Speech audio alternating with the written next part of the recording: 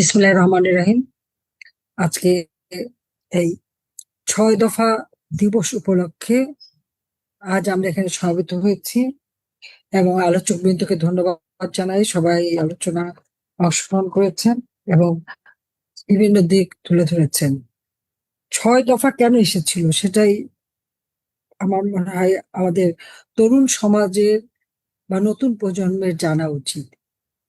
1965 সালে পাকিস্তান ও ভারতের যুদ্ধ হয়। সেই যুদ্ধের সময় দেখা যায় যে মাসাধিক কাল থেকে প্রায় 1 মাসের উপর পূর্ব পাকিস্তান বহির্বিশ্ব থেকে সম্পূর্ণ বিচ্ছিন্ন, এমনকি অরক্ষিত, নিরাপত্তাহীন। এই ভূখণ্ডকে রক্ষা করার কোনো ব্যবস্থা কিন্তু ছিল না। পাকিস্তানের ছোট একটা ইউনিট 14 ডিভিশনের কিছু সৈন্য এখানে ছিল। তাছাড়া এর আকাশ বা ভূমি থেকে শুরু করে কোথাও সুরক্ষার কোনো ব্যবস্থা পাকিস্তানিরা কোনোদিন করে নাই। সম্পূর্ণ অরক্ষিত অবস্থায় থাকে এবং আন্তর্জাতিক যোগাযোগ থেকে সম্পূর্ণ বিচ্ছিন্ন থাকে। একসময় আমাদের দেশে এরকম ছিল, আপনারা জানেন, যে এই বাংলাদেশ থেকে মানে আমাদের এই ভূখণ্ড তখনকার পূর্ব পাকিস্তান থেকে কোনো আন্তর্জাতিক ফ্লাইট যেত না।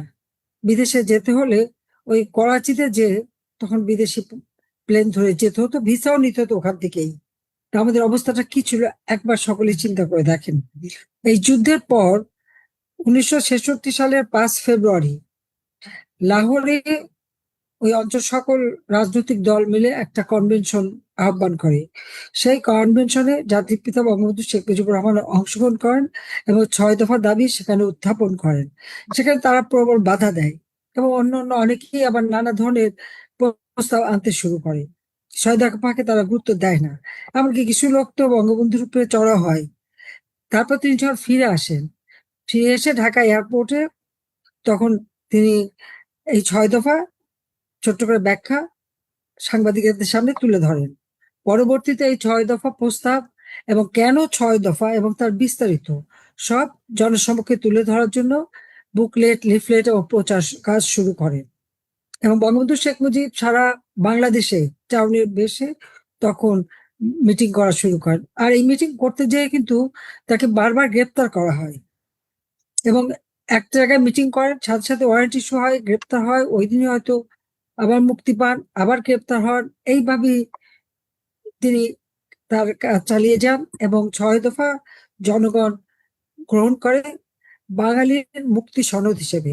তার কারণ হচ্ছে যে পাকিস্তান নামে রাষ্ট্রটি হবার পর বাঙালিদের অধিকার কেড়ে নেওয়া, প্রথমেই তো আঘাত আসলো সংস্কৃতির উপরে। মাতৃভাষায় কথা বলার অধিকার কেড়ে নিতে চাইলো। তখনই জাতির পিতা বঙ্গবন্ধু শেখ মুজিব ছাত্রলীগ গঠন করেন এবং ভাষা সংগ্রাম পরিষদ গড়ে তোলেন। তামুদ্দুল মজলিস, ছাত্রলীগ এবং প্রগতিশীল সংগঠন তাদেরকে নিয়ে এই যে যাত্রা শুরু। এরপর 1949 সালে যখন আওয়ামী লীগ গঠন হলো, এই আওয়ামী লীগকে সাথে নিয়ে এই আন্দোলন শুরু করেন এবং এটা করতে যেয়ে পাকিস্তান হবার সাথে সাথে কিন্তু তিনি বারবার গ্রেপ্তার হয়েছেন। প্রতিবারই গ্রেপ্তার হতেন। যখনই তিনি এই দেশের মানুষের কথা বলতে যেতেন তখনই গ্রেপ্তার হন। প্রথমে তিনি গ্রেপ্তার হলেন সেই 11 মার্চ 1948 সালে। ওই দিনে 15ই মার্চ আবার মুক্তি পান। এরপর 19 এপ্রিল 1949 সালে তিনি গ্রেপ্তার হন। 26শে জুন 1949 সালে মুক্তি পান।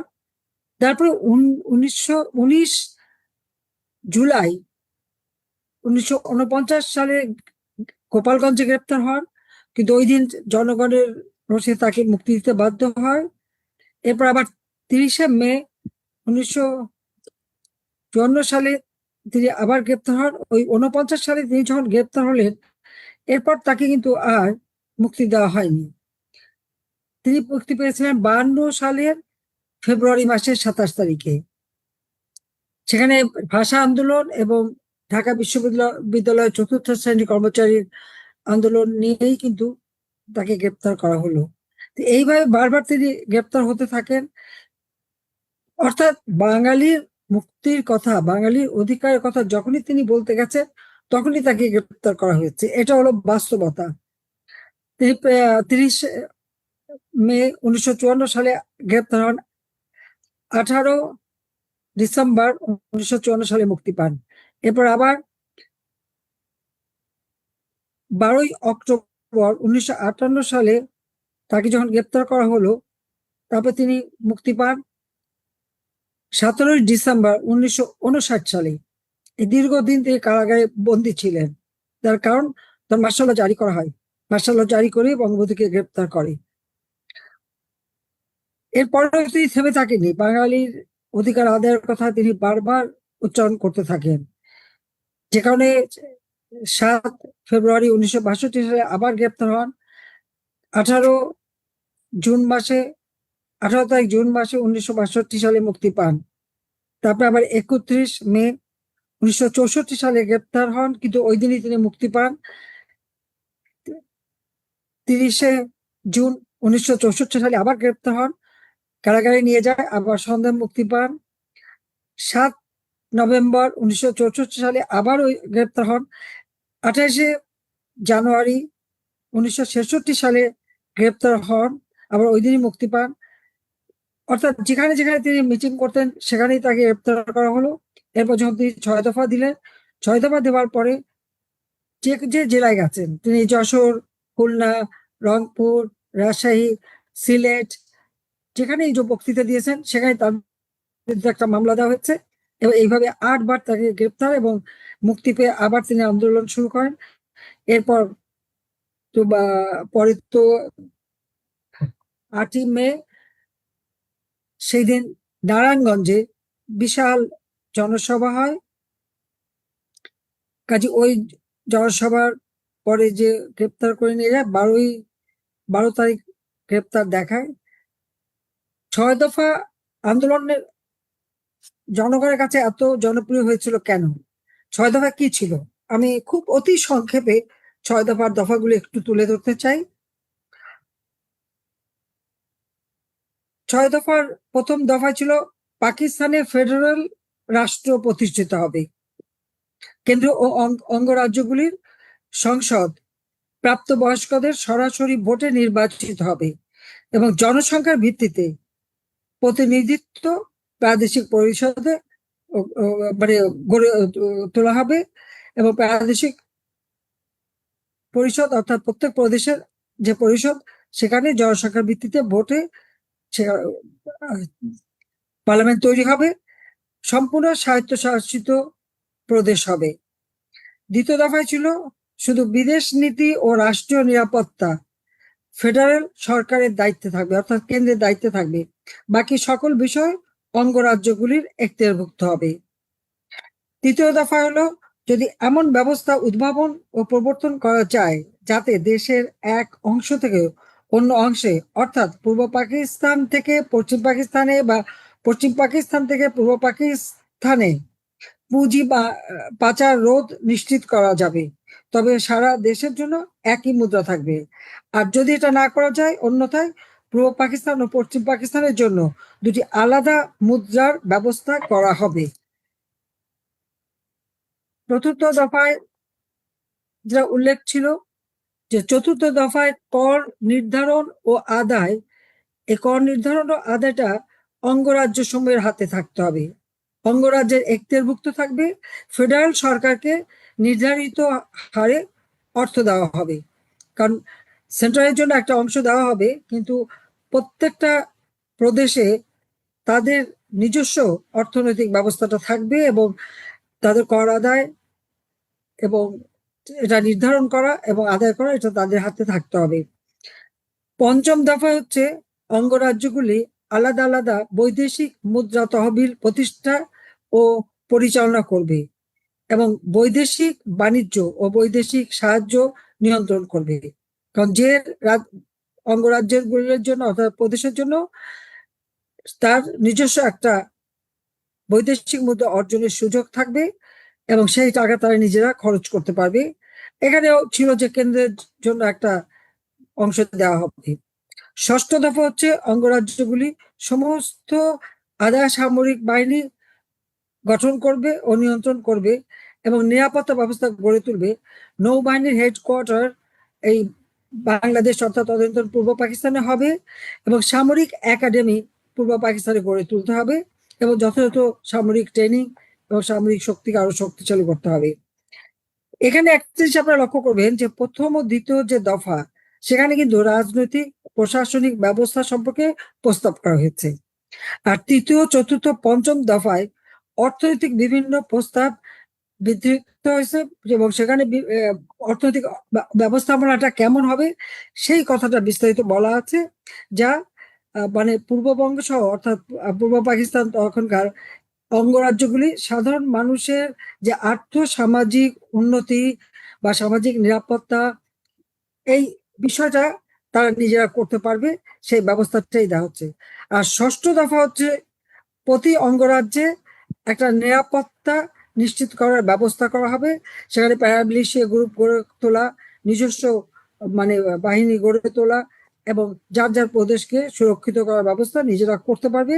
এবং পূর্ব পাকিস্তানের ভূখণ্ড মানুষের নিরাপত্তা বিষয় যে কোনো আক্রমণ হতে সুরক্ষার ব্যবস্থা সেটা এই প্রদেশগুলি করতে পারবে, বিশেষ করে এটা পূর্ববঙ্গের ব্যাপারে, কারণ সেটা হচ্ছে ওই 65 সালের যুদ্ধের অভিজ্ঞতা থেকেই এই দাবিটা আসে।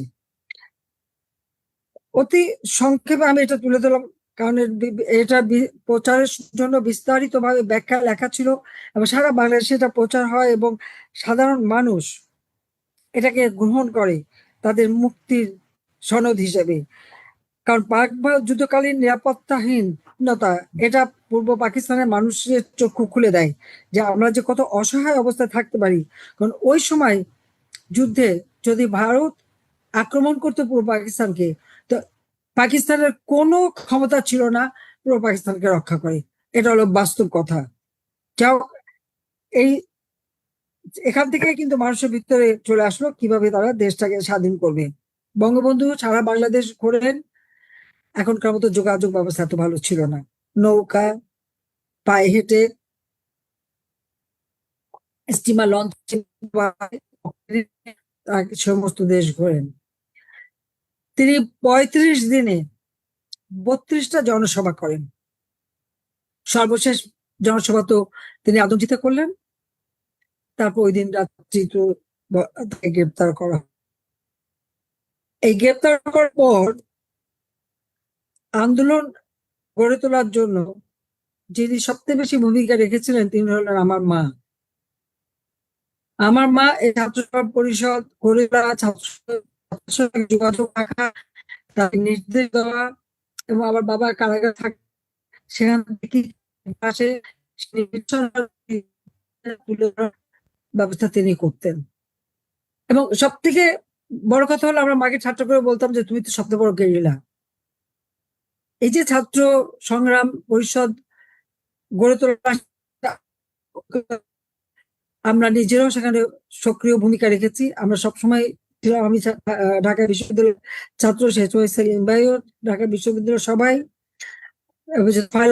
যখন ইলেকশন হয় এবং সেখানে আমাদের মাহবুব ভুইয়া ভাই তিনিও প্রার্থী হয়েছিলেন, আমরা তাকে বিরত করি এবং সংগ্রাম পরিষদ ছাত্রদের 11 দফা এবং 6 দফা মিলেই কিন্তু আন্দোলন শুরু হয় এবং সেই আন্দোলনে অনেক শহীদ রক্ত দেয়। আর সবচেয়ে বড় কথা যে একটা বাচ্চা ছেলে মতিউর পকেটে লিখে এনেছিল যে মানে সে যদি গুলি খেয়ে মারা যায় তাহলে যেন এই ঠিকানায় খবর দেওয়া হয়। মানে তখন এই এক তরুণ একটা বাচ্চা ছেলে, কতই বা বয়স, হয়তো 10-12 বছর বা 14 বছর বয়স, ওর ছবিটা যখন পত্রিকা ওঠে ওই ছবিটা সবসময় আব্বা কাছে রাখতেন, খালি বলতেন ওর চোখ দুটো দেখো কত সুন্দর, সে জীবনটা দিয়ে গেল। এই আন্দোলনের মধ্য দিয়ে কিন্তু গণ অভ্যুত্থান হয় এবং ওই 6 দফা দেওয়ার পরে অনেক চক্রান্ত শুরু হয়েছিল। 8 দফা শুরু হয়, 8 দফা দেওয়া হয়, পশ্চিম পাকিস্তান থেকে নেতারা আসেন, তারা এটা বোঝাতে চেষ্টা করেন। আমাদের আওয়ামী লীগের অনেক নেতারা ওই তালে তাল দিতে থাকেন, কিন্তু Awami League working committee meeting তখন অ্যাক্টিং প্রেসিডেন্ট ছিলেন আমাদের নজরুল ইসলাম সাহেব, কাজী সেখানে স্পষ্ট যে দফা দাড়ি কমা সেমিকোলন কোনো কিছু পরিবর্তন করার অধিকার কারো নাই, কারণ এটা কাউন্সিলে পাশ হয়েছে এবং ওয়ার্কিং কমিটি থেকে কাউন্সিলে পাশ করে নিয়ে এসেছে। এটা এই 6 দফাই থাকবে। আমাদের অনেক নেতা মনে আছে, আমার অত এখন বলতে চাই না, অনেক সময় গেছে। আমি এটুকু বলবো যে জাতির পিতা এই বাংলাদেশের মানুষের মুক্তির জন্য, রাজনৈতিক, অর্থনৈতিক, সামাজিক, সাংস্কৃতিক মুক্তির জন্য নিজের জীবনটাকে তিনি উৎসর্গ করেছেন। এবং এই যে তিনি বারবার কারাবরণ করেছেন, কতবার তাকে গ্রেপ্তার করা হয়েছে, তিনি কখনো তো ভেঙে পড়েননি। এক জায়গায় মিটিং করেছেন, সেখানে ওয়ারেন্ট ইস্যু হয়েছে, কখনো 32 নম্বর বাড়ি থেকে অ্যারেস্ট করে, কখনো ওই যে জায়গায় যে জেলায় সেখানেই গ্রেপ্তার করা হয়েছে, আবার ওই দিনই হয়তো জামিন পেয়েছেন, তিনি আবার ফিরে এসেছেন। এভাবে তো বারবার তিনি বন্দী হয়েছেন। কিন্তু তার লক্ষ্যটা ছিল আমাদের জয় বাংলা স্লোগান, আমাদের পতাকা ডিজাইন কি হবে, আর জাতীয় সংগীত কি হবে, এই সবগুলি কিন্তু তিনি আগে ঠিক করে দিতেন। এবং ছাত্রলীগ ছিল মানে অগ্রণী ভূমিকায়, কারণ এগুলি মাঠে নিয়ে যাওয়া, জনগণের কাছে তুলে ধরা, জনগণের পাশে যাওয়া, এই স্লোগানগুলি ঠিক করা। যখন 6 দফা দেওয়ার পরে গ্রেপ্তার করার পর 68 সালের 17 তারিখ দিবাগত রাতে বঙ্গবন্ধু শেখ মুজিবকে মুক্তি দেয়, আবার ওই দিনই করে, অর্থাৎ ওই গভীর রাতে তাকে মুক্তি দিয়ে ওই হয়ে যায়। ঢাকাকে কেন যায়? আমরা কি যেতে পারিনি। 18 তারিখে সাক্ষাৎকার ছিল, মা, আমরা সবাই গিয়েছিলাম জেল গেটে, কিন্তু দেখা হয়নি। তারপরে জানতেও পারিনি যে উনি কোথায় আছেন, কিভাবে আছেন, বেঁচে আছেন কিনা, কোনো সংবাদ আমরা পাইনি। কিন্তু তিনি কোন সেই সময় আরো 34 জন, অর্থাৎ টোটাল 35 জন দেশদ্রোহী মামলা দেওয়া হয়, যেটা আগরতলা ষড়যন্ত্র মামলা নামে পরিচিত। এবং এই মামলা দিয়ে যখন কেস শুরু হয়, তখনই প্রথম দিন সেদিন প্রথম দেখা। এবং এই মামলা চলাকালীন সময় এবং আন্দোলন চলাকালীন সময়ে ফেব্রুয়ারি মাসের 15 তারিখ, তখন সার্জেন্ট জহুর হক তাকে ওই বন্দি অবস্থায় খুন করে, একসাথে গুলি লাগে আমাদের ফজলুল হক নামে আরেকজন বরিশালের, তার গায়ে। ওটা ছিল টেস্ট কেস, কারণ বঙ্গবন্ধু শেখ মুজিবকে হত্যার যে ফাঁসি দিয়ে মারতে পারবে না, গুলি করে তার লক্ষ্য ছিল। যাও, এরপর তুমুল আন্দোলন, ওই দিনই একেবারে সারা শহর ভেঙে পড়ে। সেই দিন আইয়ুব খান বুঝতে পারে যে আর সে চালাতে পারবে না।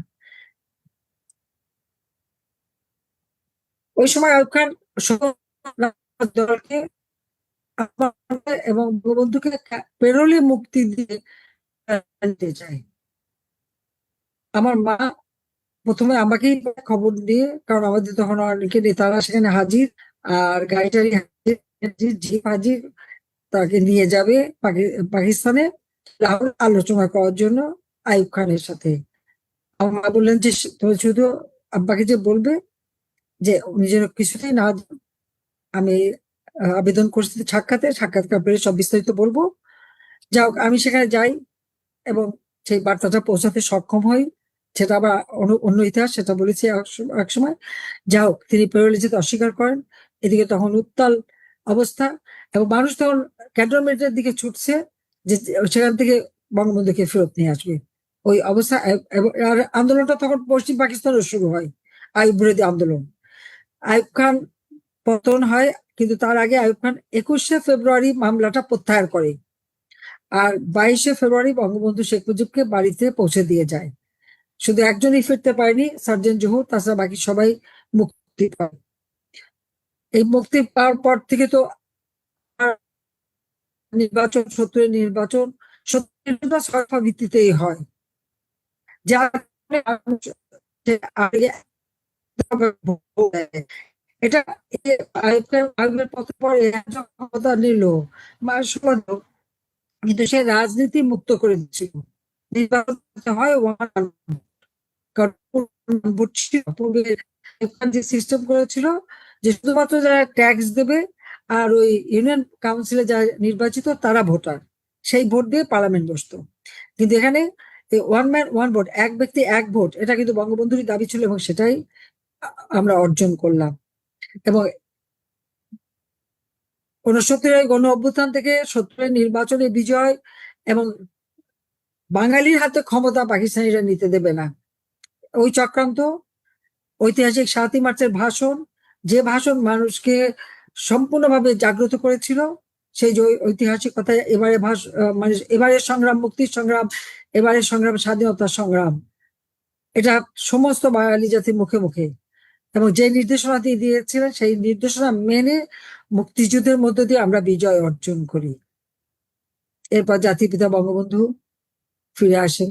তো এই আন্দোলনের কথা আমি বলছিলাম যে আমার মা এই আন্দোলনটা অর্গানাইজ করেন সম্পূর্ণভাবে। এবং 7ই জুন যে হরতাল রাখা হয়, সেখানে গুলি চলে, তেজগাঁর মনু মিয়া সহ শফিক, মনু মিয়া এবং 11 জন তখন মৃত্যুবরণ করে গুলি খেয়ে, এবং শত শত শ্রমিক জনতা, ছাত্র আহত হয়। এবং এই একটা মানুষকে আরো ঐক্যবদ্ধ করে, আন্দোলনকে আরো এগিয়ে নিয়ে যায়। আর আওয়ামী লীগের তো কোনো নেতা ছিল না, সব arrested। যখনই যিনি অ্যাক্টিং প্রেসিডেন্ট হতেন তখনই তাকে গ্রেপ্তার করা হতো। সবশেষে মিয়া বেগম, তিনি মহিলা আওয়ামী লীগের মহিলা বিষয়ক সম্পাদক, যেটা আমরা এই সংস্থাকে গ্রহণ করে দিতাম। প্রত্যেকটা মিটিং যখন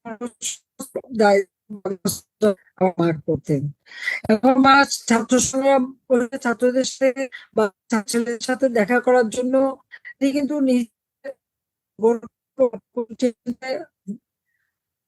আজিমপুরে ওনার এক আত্মীয় ছিল, সে চাকরি করতেন, এই বাসায় যে আমাদের এই ছাত্রলীগের নেতাদের সাথে দেখা করতেন। আবার অনেক সময় তারা ওখানে আমাদের বাসায় চলে আসতেন, কারণ তখন ধানমন্ডিতে এত বাড়িঘর ছিল না, পিছনটা একেবারে ফাঁকা ছিল, একটা বড় তেঁতুল গাছ ছিল, অন্য রাস্তায় নেমে পায়ে হেঁটে, তখন তখন আবার নির্দেশ ছিল যে এতটা টোকা মারলে, তখন মানে আমাদের বাসায় কোনো ওয়াল টোয়াল মুলি বাসায় বেড়া ছিল। তো এইভাবে কিন্তু ছাত্র সংগ্রাম পরিষদে ছাত্র আসতেন। এবং ক্যান্টনমেন্টে মামলা চলাকালীন সময় আমরা মাঝে মাঝে যখন অনুমতি পেতাম আব্বার সাথে দেখা করতে যেতাম, সেখানে বসে তিনি কিন্তু কোন কোন স্লোগান দিতে হবে, কি কি বলতে হবে, সেগুলো উনি বলে দিতেন। আমি আবার সেগুলো নিয়ে এসে ওই যে যেটা সার্জেন্ট জহুরুল হক, তখন ইকবাল হল, ওর পুকুর পাড়ে একটা ছোট্ট গাছ ছিল, ওখানে বসে আবার আমাদের নেতাদের কাছে সেই কথাটা পৌঁছে দিতাম। আর মা নিজে অনেক সময় চলে আসতেন যখন খুব জরুরি থাকতো, তখন পলাশিতে যে লেপ তোষক বানায় ওই দোকানে এসে মা বসতেন এবং খবর দিতেন, ছাত্র নেতারা সেখানে এসে দেখা করতেন। এখন যাদের সঙ্গে দেখা করতে তবে এই আন্দোলনের মধ্য দিয়ে যে একটা বিপ্লব হয়ে গেল, এবং আইয়ুব খানের পতন, এআইআর উত্থান, 70 নির্বাচনে বিজয়ের মধ্য দিয়ে যখন ক্ষমতা দেবে না, মুক্তিযুদ্ধ বিশেষ করে সরকার গড়ে দেশ স্বাধীন করলেন জাতির পিতা বঙ্গবন্ধু শেখ মুজিব। আজকে দুর্ভাগ্য যে তার নাম মুছে ফেলা, ভাষণ নিষিদ্ধ করা, আর এই আওয়ামী লীগের প্রতিষ্ঠা বার্ষিকী পালন করা যাবে না, 7ই জুন পালন করা যাবে না, কোনো কিছু করা যাবে না, সব জায়গায় নিষেধাজ্ঞা কারা দিচ্ছে? অবৈধভাবে ক্ষমতা দখলকারীরা একের পর এক, অথবা ভোট চুরির মাধ্যমে ক্ষমতায় এসে সান্ধ্য ভোটে ক্ষমতা দখলকারী। তফাৎটা কি হলো?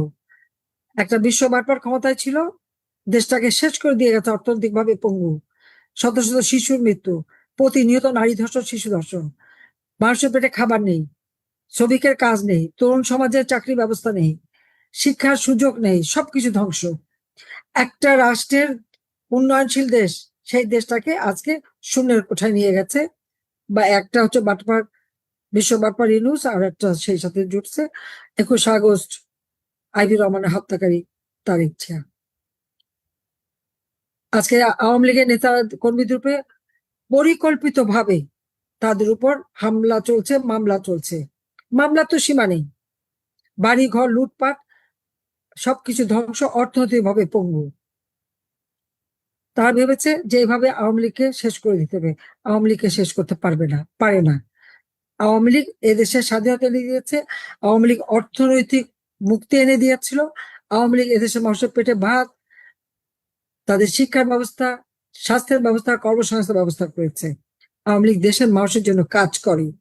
আওয়ামী লীগ যখনই ক্ষমতায় এসেছে, সাধারণ মানুষ সব, শুধু সাধারণ কেন, সর্বশ্রেণীর মানুষই এর সুফল ভোগ করেছে। কিন্তু আজ দুঃখ হয়, শত শত শিশু মারা যায়। আওয়ামী লীগ ক্ষমতা থাকলে যারা একেবারে বড় গলা করে বড় বড় কথা বলতো, কই তারা চুপ? কেন চুপ? আমার কাছে অবাক লাগে এটা ভাবতে।